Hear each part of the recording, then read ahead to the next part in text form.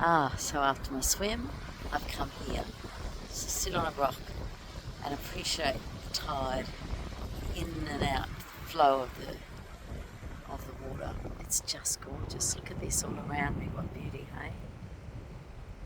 But yeah, straight in front of me, I'll just turn around so you can, is this.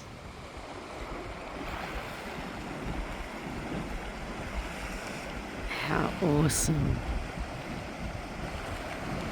And then the finger that I'm sitting on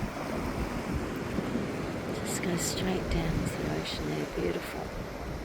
Little bits of beauty all around. These rocks, I love them. Yeah, Bremer Bay still. Where am I? Out at Cunard Road. It's a lookout of some sort. We're up on the point here.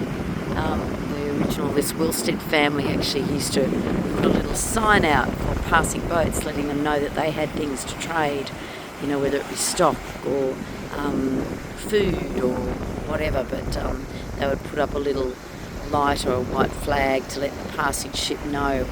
And back in those days, it was only 8 hours for the ship to get to Albany, whereas it was about 4 to 10 days of travel, to get there. So it was a big change, and it was one of the Wellstead's daughters' husbands that became the first great sort of mariner of the area, and took the trade for a long time. And it was only in 1910, I believe, that the road travel started to overtake the ship travel for speed, and so things sort of died back a bit, and he retired at the age of 60 in 1910. So yeah, he did a lot of years of,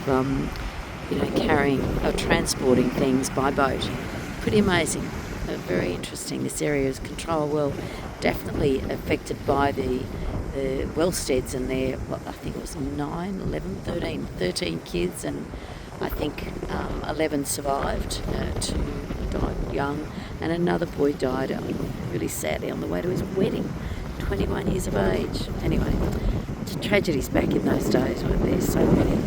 Anyway, amazing pioneering family, really, but wondering how much they connected with the Indigenous locals, and whether there was any trade interaction, or just familial connection. It'd be nice to think there was. Anyway, who knows?